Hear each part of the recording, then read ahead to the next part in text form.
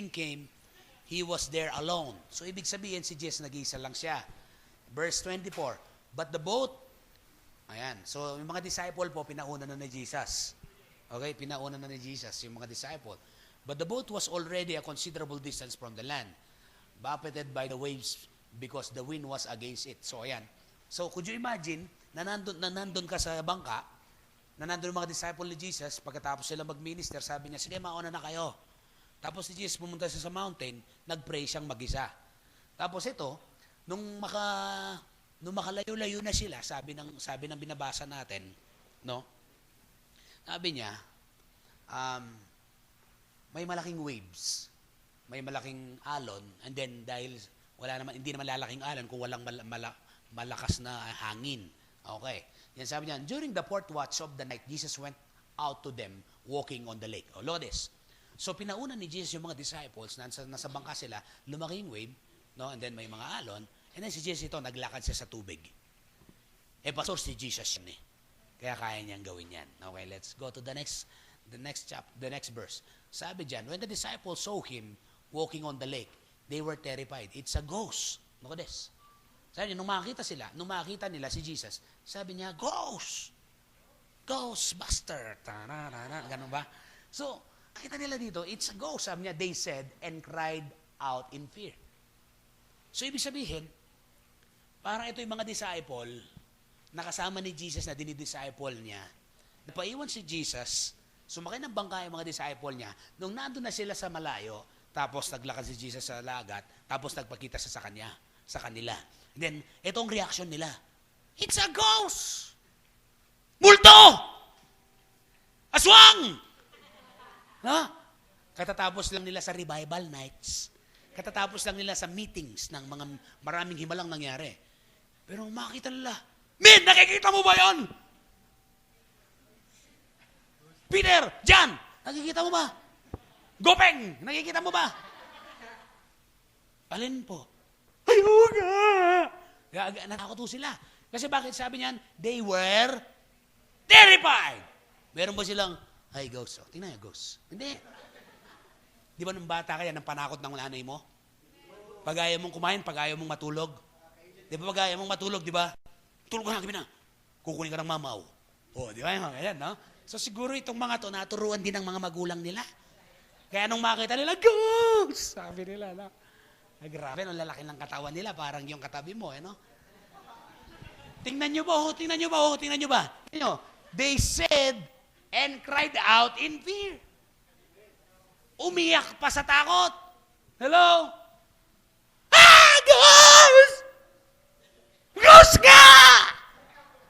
Ghost! Peter, tingnan ko dyan! Yeah. James! Grabe na wala man lang nakakabisado kay Jesus. No? Hindi man lang nila naisip na kasama nila si Jesus at kaya niyang gawin ang lahat. Hello? Yung mga mukong na disciple, goes down.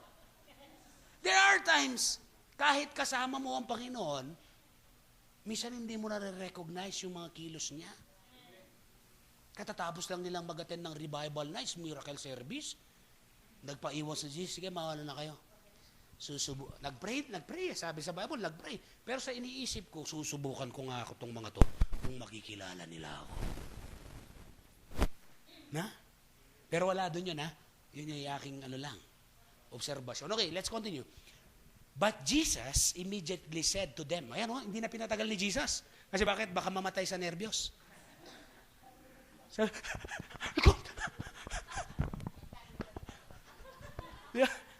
Hello? Nandito ba kayo? Kailan ka huling natakot o kaya ninervous na hindi ka na makapagsalita? Siguro. Ha? Sabi siguro. No, ganun ang sitwasyon eh. Kaya sabi niya dito, immediately, sumagot si Jesus, take courage! Huwag daw tayo matakot. Bakit? Look at this, sabi niya. Immediately said to them, take courage, it is I. Don't be afraid. It is I. don't be afraid. Nagpakilala na si Lord, no? Ako ito, huwag kayong matakot. Mga dinaga, sabi niya, na mapagkapi kasi kayo eh. Sabi niya, no? Mahilig sa kape. Diba? Wala po doon yun. Okay. So, let's continue. Sabi niya, it is I, don't be afraid. Look at verse 28. Lord, if it is you, Peter replied, tell me to come to you on the water. Look at this. Maraming mga tao dun sa boat. Sinong nag-respond? No? Ako ito, mga disciples! Huwag kayong matakot! Sagot ni Peter, Lord, ikaw ba yan? Sabi niya, kung ikaw yan, sabihin mo sa akin na pumunta ako sa tubig. Ano sabi ng Panginoon? Come! Kung ikaw kaya si Peter, tubig to. Si Peter, makinis, tumapak siya doon, dubog siya. Tama? Wala siyang salbabida dito. Wala siyang goggles. Imagine na galing sila sa revival nights. Nakaporma siya, naka-Japorms, parang forma ni Mark ngayon.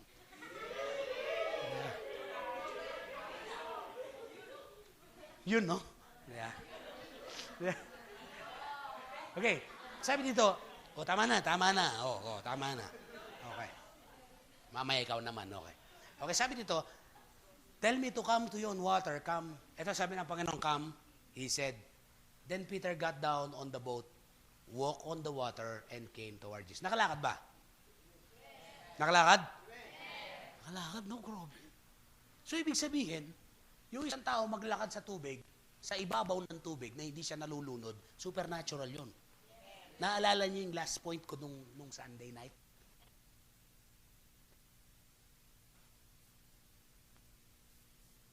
Naalala niyo?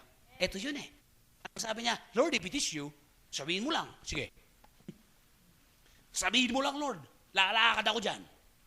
O, di ba? Kahit nararamdaman niya yung wave. Sabihin mo lang. Di ba? Parang nung sabi ni Lord, come. Parang nagkaroon ng carpet. May nilatag na carpet si Lord. Sabi niya, come. Si Peter naman.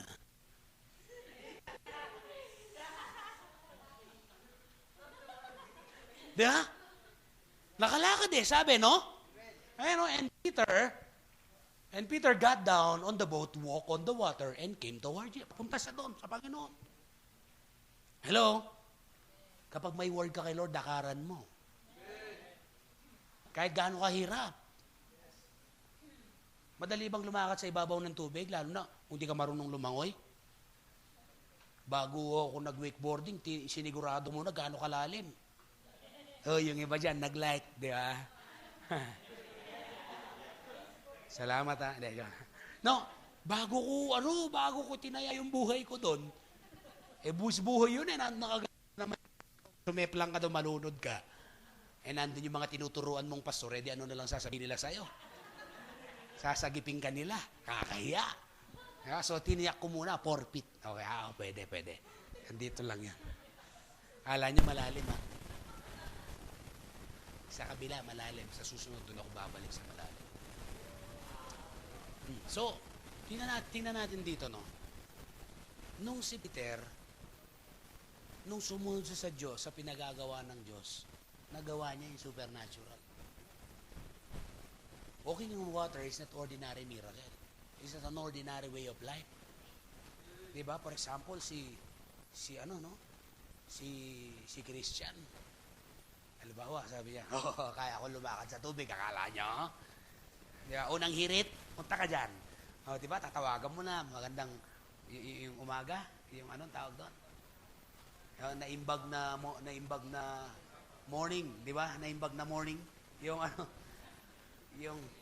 kapamilya, Channel 2, Channel 7, lahat, TV5, no? Sasabihin ni Christian, abangan niyo ako bukas. Lalakad ako sa taas ng tubig, sa Burnham Lake. Di ba? Yung mga ganyan, no? Sa Burnham Lake. Siyempre, lahat nandun na. Pero wala, hindi naman kayang gawin yun, no? Kapag may word si Lord. Tsaka dito makikita natin, nakalakad siya, pwede naman pala eh. So, ibig sabihin pala, kaya, siguro laking inggit ng mga 11 na naiwan doon. No? Ay, buti pa siya, nakalakad na. Lord, pwede bang patry? Di ba yung may mga ganon? Yung papatry ka, tapos alam mo, ganda, ang saya, pero wala na. Wala nang slot. Di ba? So, there are times, God is calling us to do something that we have never done before. And this is now the time. Di ba? Kagaya nito, pinalakad siya sa tubig, lumakad naman siya. Nakalakad naman. Tuloy natin verse 30. But when he saw the wind, he was afraid and beginning to sink. Cried out, Lord, save me. Ito nang nangyari. Nung simula niyang makita yung gwapong lalaki, magandang babae, magandang oportunidad, simula na siyang lumubog. Grabe dati, ang tindi niyang maglingkod kay Lord, dire-diretso eh, no? Nung makita niyang wala nang bigas, nung makita niyang wala nang maisaing, nung makita niyang wala na siyang baon, nung makita niyang parang hindi na siya baroy na siya kasi nagbago na siya, lumubog na. Hello?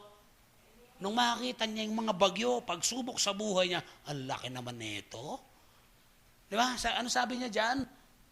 When he saw the wind, he was afraid. Natakot siya. Hello? Pinasukan siya ng doubt. Hello? Tama na sana ang simula eh. Di ba? Pasok na eh. Nakalakad na eh. Habang naglalakad siya, napansin niya yung sa...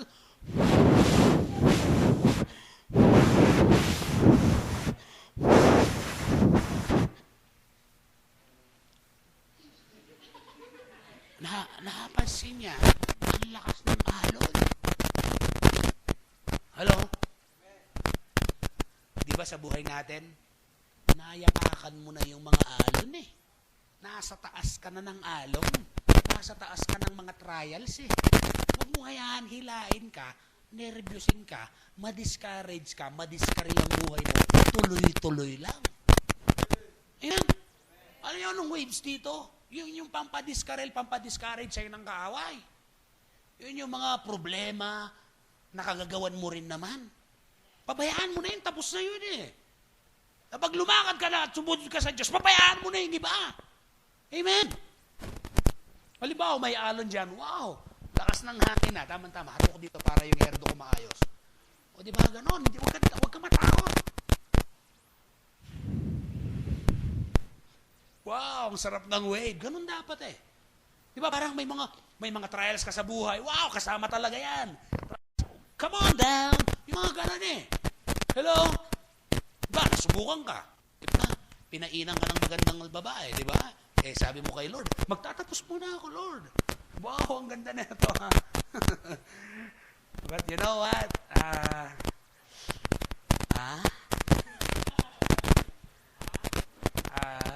I suggest na magpa-disciple ka. Di ba? Get thee behind me, Satan. No? Parang gano'n, no? Hello? Are you here? Kasi yung mga discouragement, ba nag-aaral ka?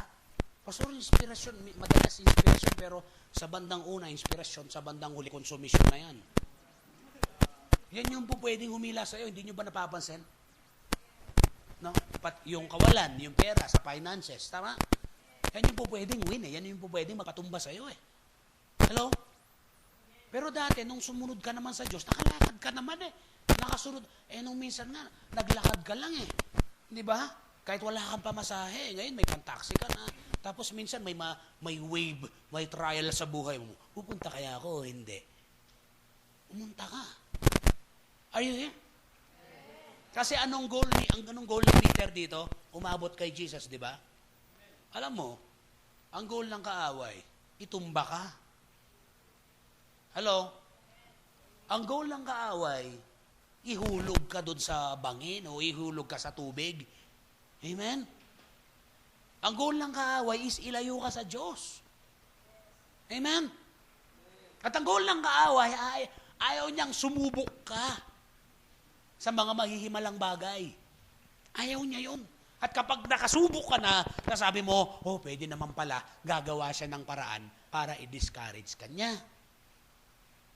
Satan has all his effort para pigilan ka niya.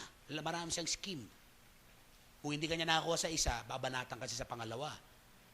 Kaya dito, enjoy na si Peter eh. When he saw the wind, ikaw, anong nakita mo? Ba't tinopak ka? Anong nakikita mo pag nadi-discourage ka? So nakita ko yung nanay ko eh. Wala kang magagawa, nanay mo yan. So nakita ko yung kapatid. Wala kang magagawa, kapatid mo yan. Amen? Sorry, yung ka-churchmate ko. Wala kang magagawa, ka-churchmate mo yan. Amen? Are you here?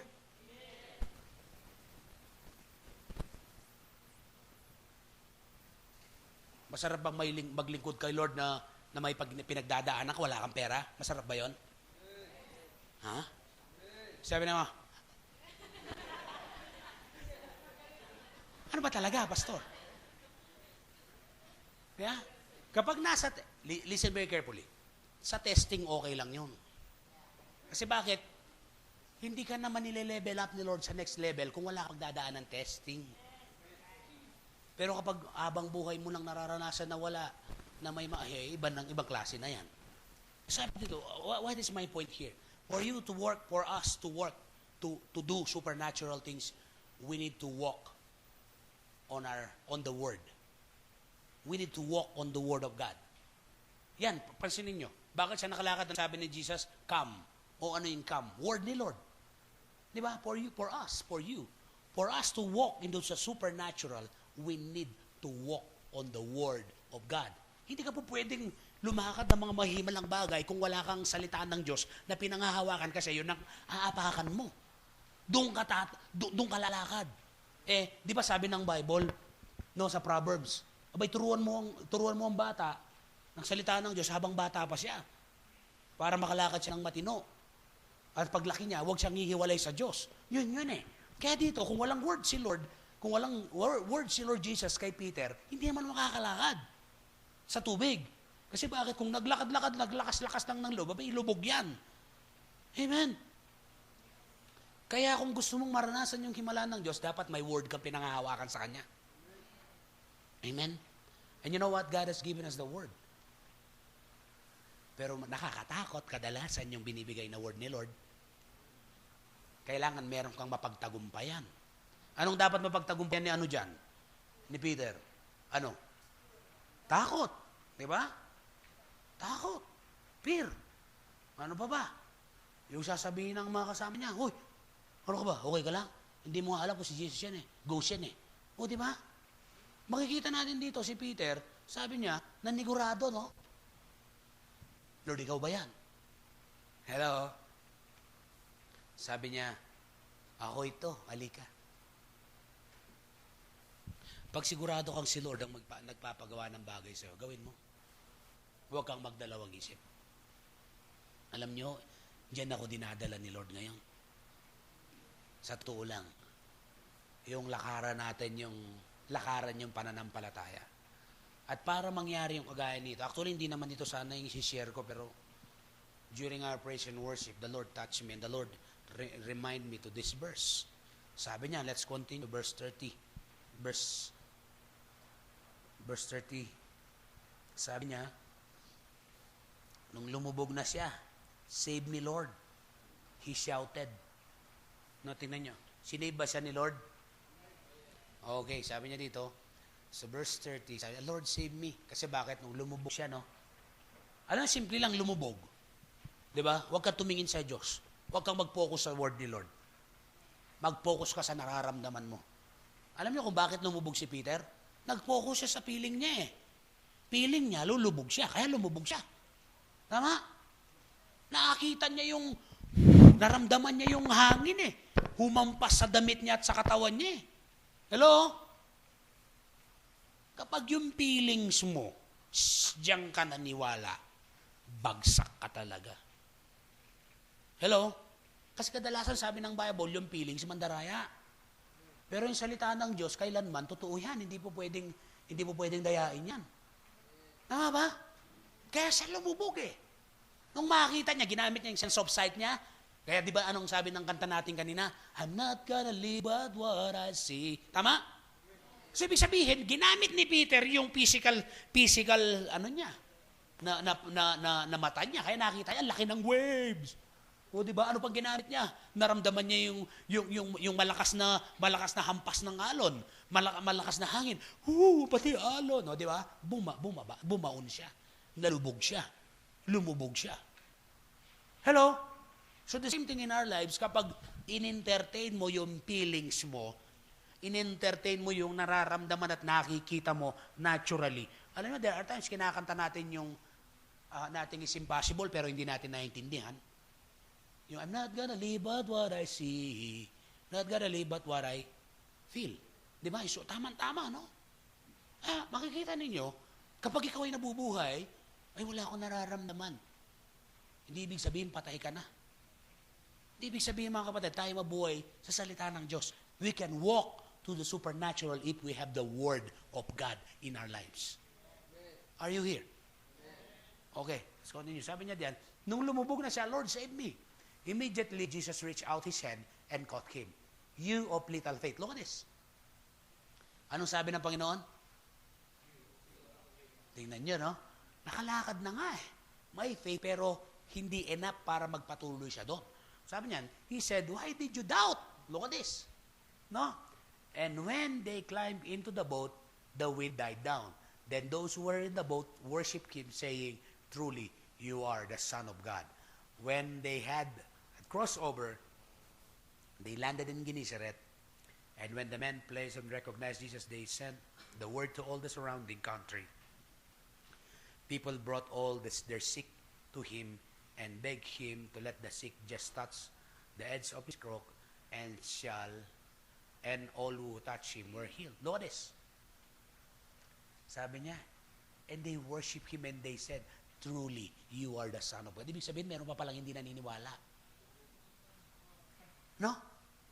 Truly, you are the Son of God. There are times sa buhay natin, may nangyari sa buhay natin, kapag nangyari, pag may napatunayan, may himalang nangyari, saka lang natin, totoo ka nga, Panginoon. May mga taong hindi ba kumbisido?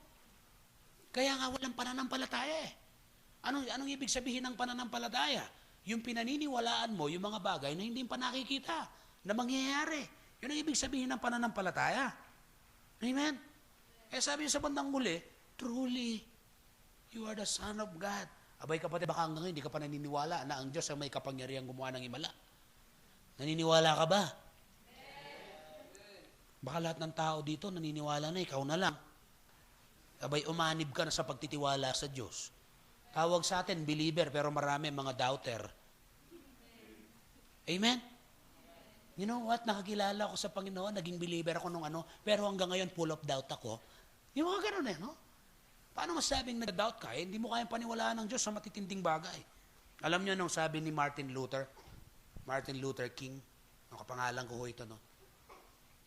Faith is taking the first step even when you don't see the whole staircase. Ulitin ko. Faith is taking the first step even when you don't see the whole staircase. Ibig sabihin, mag-i-step kayong una. Yun daw ibig sabihin pananampalataya kahit wala ka nakikita. Hello? Are you here? Kasi pag nakita mo na, hindi na pananampalataya yun. Hello? Sabi daw, faith is taking the first step even when you don't see the whole staircase. Kahit hindi mo pa nakikita na may pangalawa bang hakbangin, hahakbang ka. Yan ibig sabihin ni Martin Luther. No? Sabi naman ni Saint Augustine. Okay. Sabi niya, faith is to believe what you do not see. No? Faith is to believe what you do not see. Faith is to believe what you do not see. The reward of this is to see what you believe. Ulitin ko ha. Faith is to believe what you do not see. Yung daw pananampalataya, yung pinaniniwalaan mo, hindi mo nakikita. The reward of this, ito daw yung gantimpala, ito daw yung kasunod ng pananampalataya. Faith is to see what you believe. Naintindihan ba ninyo? Baliktad kasi sa atin eh. Sa atin kasing mananampalataya, paniwalaan mo muna bago mo makita. Nung tayo hindi mananampalataya, to see is to believe tayo. Tama? Kaya nga mali eh. Mali ang pananaw natin. Pero ang Biblia, tinuturo niya, paniwalaan mo muna, saka mo makikita. Amen? Hello, yun yung faith. Kaya sabi ni Augustine, ang ganda ng sinabi niya eh. No? Ulitin ko. Huwag kayong magulo kasi dahil simple lang ito, huwag kayong magpagulo.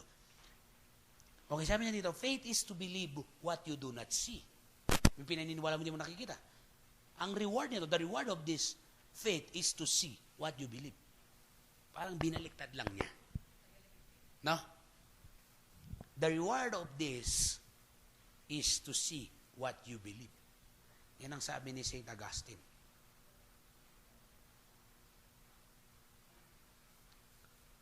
Naintindihan po ba natin? Ito pa, last, before I close. Faith activate God's. No, faith activates God. Fear activates the enemy. Tandaan nyo yan. Kapag may pananampalataya ka, kumikilos ang Diyos. Kapag nagda-doubt ka, kumikilos ang demonyo. Kaya dalawang bagay lang yan eh. Kung paborito mong kumilos ang demonyo, abay mag-doubt ka. Doubt, doubt, doubt, doubt, doubt, doubt, doubt, doubt, doubt, doubt. Faith, faith, faith, faith, faith, faith, faith, faith, faith, faith. Di ba? Nasa iyo lang yan eh. Kaya look at this. Kailangan nating mag-mature dito mga kapatid. Alam natin na kailangan natin ng pananampalataya. Pero bakit nagda-doubt pa rin tayo? Kaya ang sabi ni Jesus, you of little faith. Bakit ka nag-doubt? Sabi niya. Si Lord ayaw niya yung nagda-doubt. Kasi gusto ng Panginoon, maranasan mo yung himala. Oh, halimbawa, wala kang trabaho ngayon. Diba? Kasi naniniwala, bibigyan ka ni Lord. Abay, lubos-lubusan mo ng pagtiwalaan si Lord. Amen? Kung yung mundo, nalikaan ng Diyos, yung pa kayang buhay mo, hindi kayang ayusin ni Lord? Minsan nagdududa ka eh. Lord, paano yung future ko? Sino yung mapapangasawa ko? Lord, sino yung bibigay? Anong trabaho? Magkano? Lord, tumatanda na ako. Mas alam mo pa kay Lord? No? Your faith activate God. Your doubt activate the enemy. Anong gusto mong ma-activate sa buhay mo ngayon? Kung parang ngayon sa harap mo, meron kang push button, dalawa. Isang pula at isang green. Yung pula, pag pinindot mo yung pula, a-activate mo yung doubt. Yung green, kapag pinindot mo yung green, activate mo yung faith mo. Nasa sa'yo kung ano lang gusto mong pindutin. Sabi ko, huwag yung katabi nyo ang pindutin ninyo. Are you here? Alam niyo, sa gabing ito, napakasimple lang ng gustong mensahe sa atin ng Panginoon. Kung may pananampalataya ka sa isang bagay, lakaran mo. Sumunod ka sa Diyos.